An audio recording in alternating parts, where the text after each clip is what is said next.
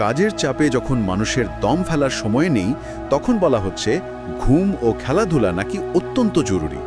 এটা কিভাবে সম্ভব? যখন হাতে এত কাজ তখন কেউ ঘুমিয়ে বা খেলে কিভাবে ওই গুটি কয়েক প্রয়োজনীয় কাজ খুঁজে পাবে? এটি আসলেই একটি চমৎকার প্যারাডক্স।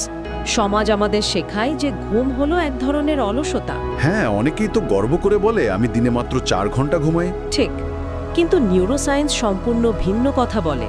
আমরা যখন টানা কাজ করি বা ওভারলোড অবস্থায় থাকি তখন আমাদের মস্তিষ্কের প্রিফ্রন্টাল কর্টেক্স, যা সিদ্ধান্ত নেওয়ার জন্য দায়ী, তা মারাত্মকভাবে ক্লান্ত হয়ে পড়ে। আচ্ছা, এটাকে কি কোনো নির্দিষ্ট নাম দেওয়া হয়? হ্যাঁ, একে বলা হয় ডিসিশন ফ্যাটিগ বা সিদ্ধান্ত নেওয়ার ক্লান্তি।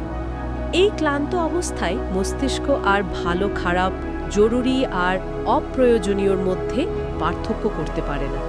তখন সবকিছুকেই সমান গুরুত্বপূর্ণ মনে হয়। ওহ আচ্ছা, তার মানে তখন ওই ইমেল রিপ্লাই আর জীবনের বড় প্রজেক্ট দুটোকেই মস্তিষ্ক একই রকম ইমার্জেন্সি ভাবে।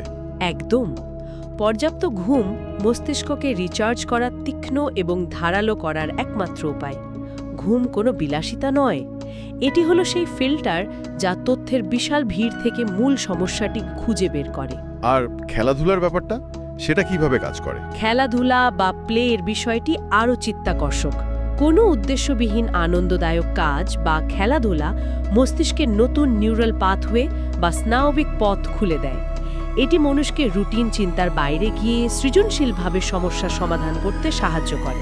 তার মানে রবার্ট ফ্রস্টের সেই বিখ্যাত কবিতার মতো, কাঠুরিয়ার যদি গাছ কাটার তাড়া থাকে তবে তাকে আগে সময় নিয়ে কুঠারের শান দিতে হবে। ঘুম আর খেলাধুলাই হলো সেই কুঠারের শান।